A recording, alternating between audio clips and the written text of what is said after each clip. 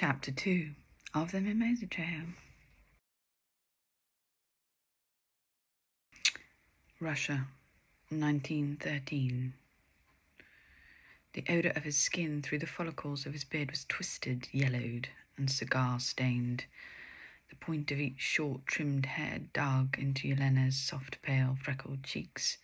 His heavy body pinned her to the chaise longue that her mother had so excitedly brought for the evening's hostings.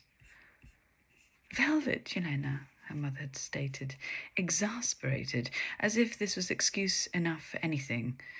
Yelena had wrinkled her nose, drawn her chin in tight at the prospect of an audience with the colonel. Her mother had shrugged her shoulders, incredulous, fondled the fridging. All the range in France was all she had offered. He lifts her small frame now to the floor. It is not as convenient in reality to make love, as he had put it.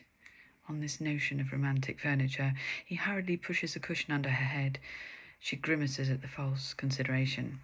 Gold tassels hang with intricate detail, twisting, and returned, floating above the polished wooden floor. Shadows are mirrored in the lamplight. She is numb.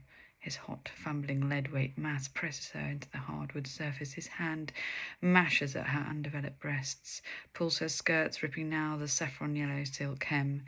His hand, sticky and fervent, pulls her face back to his, and he places his hot, wet, stinking mouth on hers. There is more of a yellowing red in his pin-pricked, globular nose as she stares at it. She feels gut-wrenchingly sick. The tears run away from her eyes now. It is the pain. She grits her teeth. She blinks him away, not wanting to give him anything.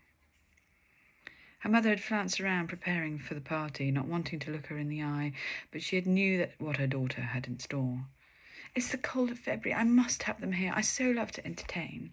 She had gesticulated to an empty ballroom. "It's so threatening, all this uprising, or whatever it is, this attitude of the lower classes. It so messes with one's need for people," she had fawned.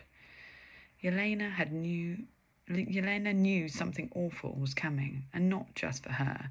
Change was edible on the air. To her young mind, grown old so quick, she felt the desperation in her burst through her perfectly decorated prison, the cream stone escarpments of their stately home, grey slated turrets.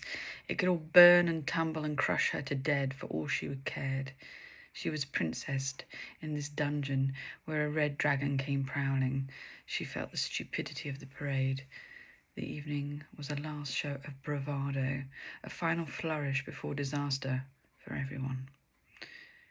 He had taken her virginity that night, and before the wounds had healed, before she could even walk, he was dead. She wished she had killed him. Her father was dead too. Her mother, a broken woman, a stupid woman. She had no idea the revolution was coming. Why would she? She was just a female, betrayed, kept in ignorance, preserved for servitude of one kind or another.